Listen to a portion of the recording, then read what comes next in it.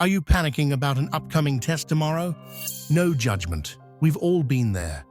On this channel, we're all about smart study habits, and usually we'd tell you that cramming is a bad idea. But if you've left it too late, let's talk about how to cram properly so you can still rescue a good grade in your exam. First off, cramming isn't about learning everything. It's about damage control.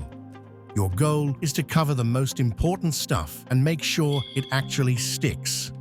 Rule number 1. Prioritize. Go through your syllabus or notes and focus on the topics that are likely to show up on the test.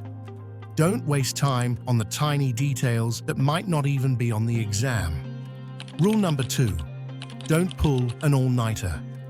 I know it's tempting, but studies show that even a few hours of sleep will help you retain more than staying up all night.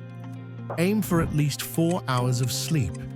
Your brain needs time to process everything you've crammed in. Now, here's the science-backed way to cram: active recall and chunking.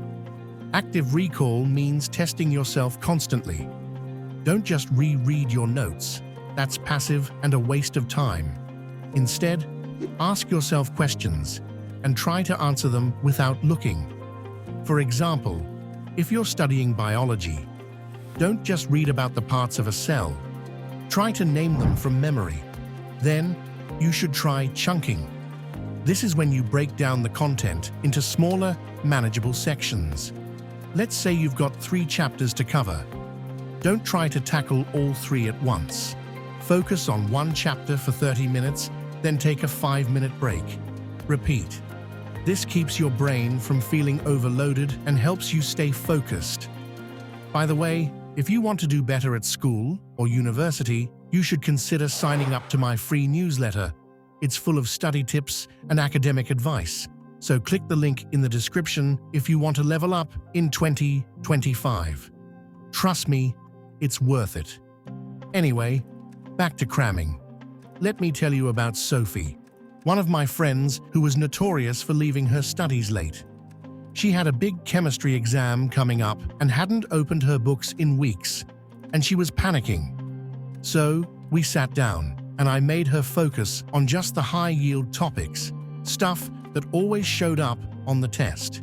She used flashcards, quizzed herself like crazy, and stuck to the Pomodoro technique to avoid burnout.